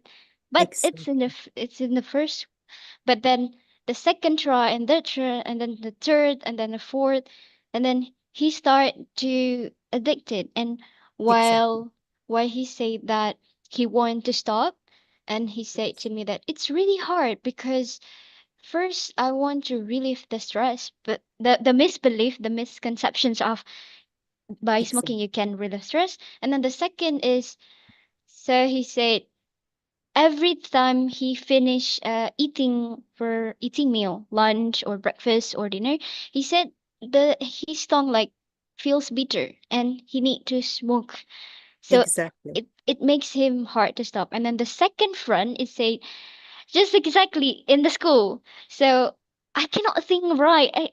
I cannot focus if I don't Yeah. smoke. So I have to smoke.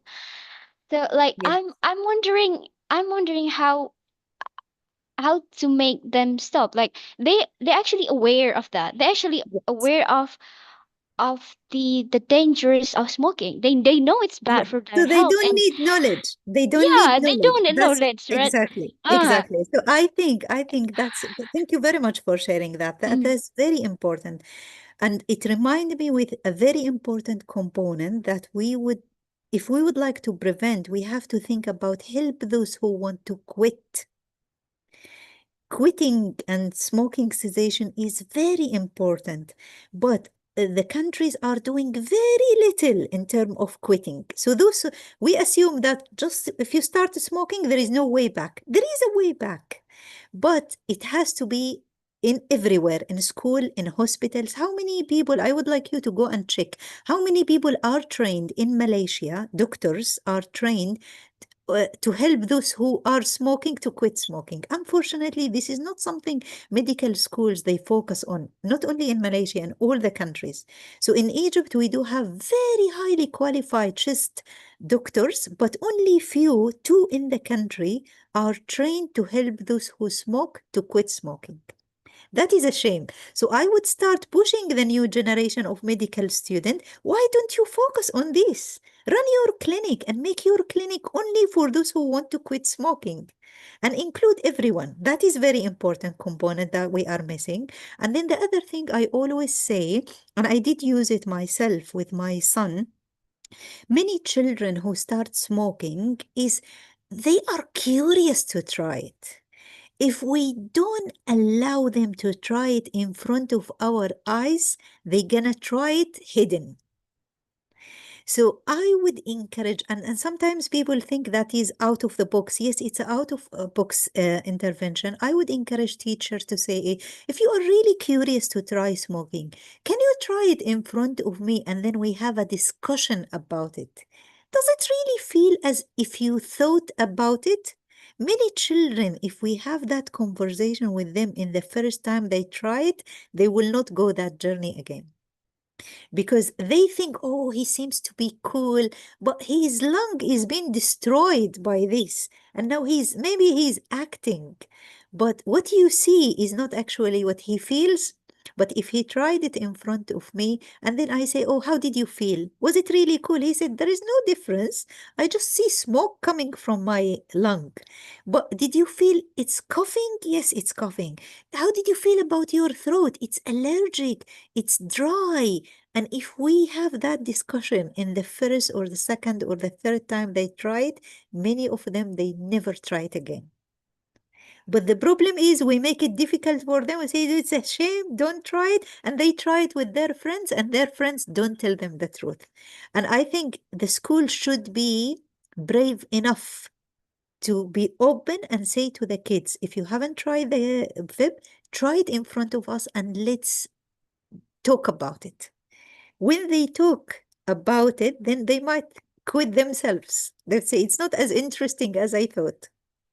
And I said, my son was actually wanted to try it. And then I said, I'll go with you. I went with him to the market and I said, what flavor you want to buy? And he was surprised. He said, are you serious, Mama? I said, yes, I don't believe in vape. I don't believe in e-cigarette.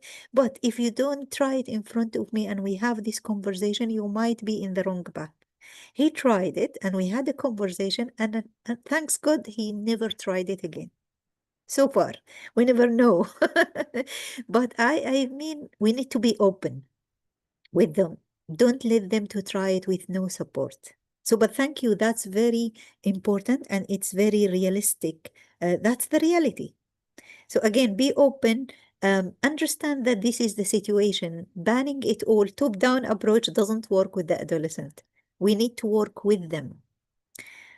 I wish that's useful discussion, guys. And is there anything else you want to say before we leave? I think Yeah. Maybe more about like the way you said about the parent. So I think it's also important about that we also need to encourage parents to have open discussions to exactly. their kids. Okay. Exactly. Yes. So the school cannot work alone because we don't stay at home. We don't know what's the dialogue at home. We don't know if this family would encourage it from religious perspective or social perspective or income or social norm. So without working with the parents is just not going to lead to the quick change. I agree with that.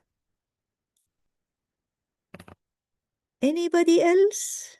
Okay, Guys? thank you, Dr. Mariam. You are welcome. It's a pleasure that to talk to you about this important topic. And thank you very much for your contribution, your time. And I know it's Friday, but I couldn't make it in any other day. Sorry for that. But I'm really looking forward to see many of you graduated as public health professionals. And in the future, maybe we can work together on a national policy or national interventions or school interventions. I'll type my email. Please do get in touch if you want to have any conversation about this. And I know we haven't covered the topic from A to Z, but I do run a module in tobacco control in the UK. But we can have more discussion if your department is interested on that.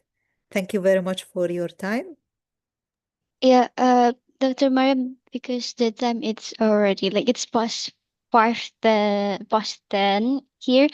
Allow me to summarize of your presentations to our participants because maybe they not really understand in English, but Oh, allow me yes. to summarize in Indonesia. Yes, I Yeah. will do that. Yeah, that will be useful. Yes, I can summarize the main message and send it to you. No, allow me to summarize to the Oh, yes. participants. Yes. Yeah. Okay. Yes. Okay. Yes, please. Thank you so much. Jadi teman-teman semua, Bapak Ibu sekalian, dari presentasi Dokter Maram itu sebenarnya kita banyak sekali insight yang kita dapatkan, dan tentunya di sini lebih berfokus kepada determinan. Jadi beliau meng-highlight bahwa ada perbedaan antara determinan dan risk factor, di mana determinan itu bisa kita tentukan, tapi kalau misalnya risk factor itu harus melalui case control ataupun cohort study terlebih dahulu, baru kita bisa katakan itu adalah risk factor atau faktor risiko. Nah, dan determinan-determinan itu diantaranya adalah banyak sekali, ada social factors, kemudian ada perubahan yang dulunya tradisional rokok itu baunya sangat tidak enak, tapi sekarang sudah banyak pengembangan-pengembangan rokok berbagai macam rokok dengan jenis dan bau-bau yang flavor-flavor yang anggur lah, apel dan segala macam strawberry, dan itu membuat misconception di antara orang-orang bahwa mereka berpikir, oh ini nggak bau menyengat kok, ini lebih aman dibandingkan rokok yang tradisional dan sebagainya. Dan selanjutnya adalah juga bergantung kepada income atau pendapatan dari masyarakat. Nah, semakin tinggi pendapatan, biasanya mereka akan semakin mudah untuk membeli rokok. Dan namun juga ada hal lain seperti tergantung pada negara tempat tinggal mereka. Misalnya dari harga rokok yang mahal. Contohnya tadi Dokter Maria memberikan contoh di dalam hal negaranya di UK dan juga di Indonesia itu berbeda. Kalau di UK itu sangat-sangat tinggi. Jadi untuk orang-orang yang dengan pendapatan rendah atau tergolong miskin itu sangat sulit untuk mengakses pembelian rokok. Sementara kan kalau di Indonesia sendiri itu sangat mudah untuk diakses, dan walaupun ada peningkatan harga itu tidak terlalu signifikan sehingga anak-anak pun masih bisa untuk membeli. Nah, selain itu juga yang di-highlight adalah bahwa penting untuk kita memperhatikan dari segi hukum dan kebijakan. Bagaimana pemerintah itu seharusnya juga harus memperhatikan dari segi pajak, kemudian dari large factors atau faktor yang lebih besar lagi adalah terkait bagaimana kebijakan yang dibuat itu bisa benar-benar diimplementasikan kepada masyarakat dan benar-benar memang dijalankan. Karena saat ini sebenarnya kita juga sudah banyak kebijakan-kebijakan terkait larangan merokok lah dan sebagainya, namun implementasinya masih sangat rendah, dan ini tidak hanya terjadi di negara Indonesia, tetapi juga negara-negara lain sebenarnya. Dan ada hal-hal yang sebenarnya penting.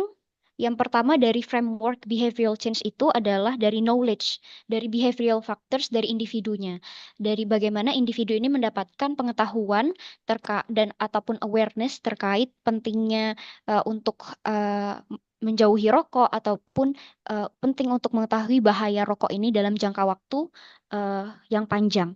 Kemudian ada dari kita lihat dari bagaimana keluarga mempengaruhi juga. Kalau misalnya ada anggota keluarga yang merokok, maka yang lain pun, anak-anaknya pun juga menjadikan mereka sebagai role model dan akhirnya ikut terpengaruh untuk merokok. Kemudian yang ketiga adalah dari peers influence atau dari teman sebaya.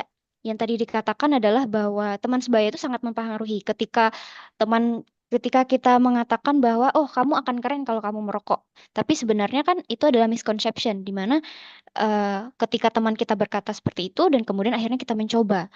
Terus kemudian dari masalah sekolah di mana mungkin masih ada beberapa sekolah yang memperbolehkan guru-gurunya untuk merokok di depan anak muridnya, sehingga anak murid ini melihat mereka yang sebagai role model, oh guruku merokok, maka berarti aku pun tidak apa-apa dong merokok. Nah, itu kan sebenarnya adalah hal yang perlu diperhatikan. Dan sebenarnya kalau misalnya kita ingin mencegah, itu agak sulit kalau misalnya kita berfokus kepada kebijakan. Maka kebijakan di angka yang lebih di tatanan yang lebih tinggi misalnya, maka sebenarnya kita bisa memulai dari tingkat yang lebih rendah, yaitu dari tingkat sekolah. Kita bisa mengedukasi, kemudian bisa bekerja sama dengan sekolah untuk membuat kebijakan-kebijakan yang sekiranya bisa membantu untuk mengurangi ataupun memberikan awareness terhadap rokok ini kepada murid ataupun kepada guru.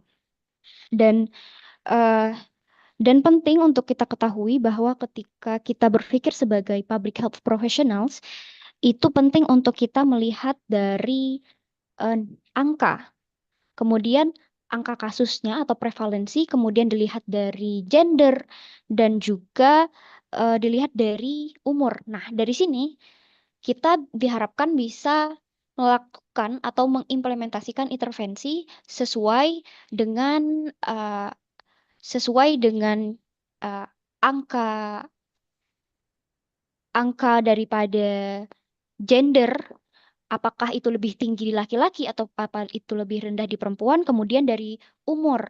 Dan umur ini penting, daripada kita berfokus kepada untuk di adult atau dewasa, kita fokuskan kepada adolescents atau remajanya.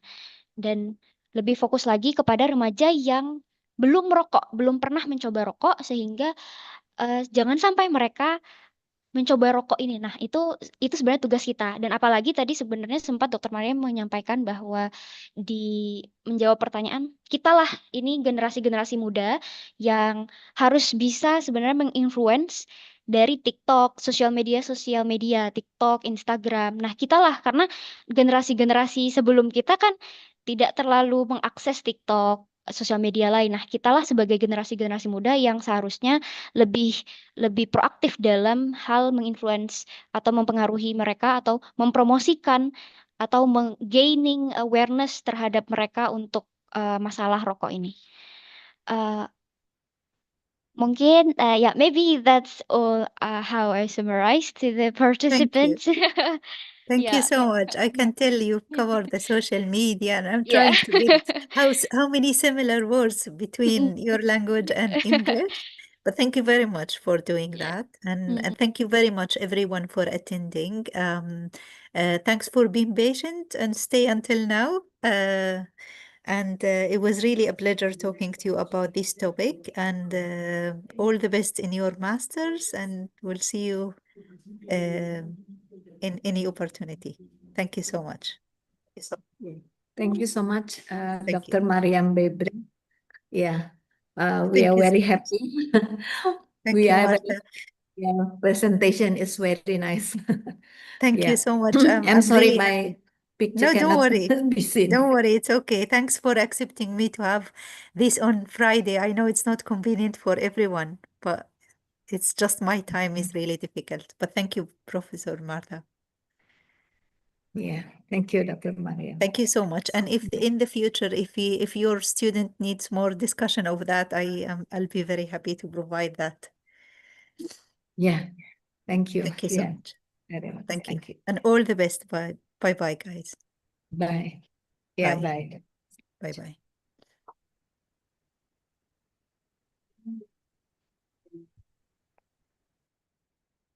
Baik, teman-teman, terima kasih atas perhatiannya. Kami selaku pembawa acara memohon maaf apabila terdapat kekurangan maupun kesalahan selama memandu jalannya acara pada hari ini. Akhir kata, terima kasih atas kehadiran Bapak, Ibu, dan teman-teman sekalian. Sampai jumpa di kesempatan berikutnya, dan selamat sore.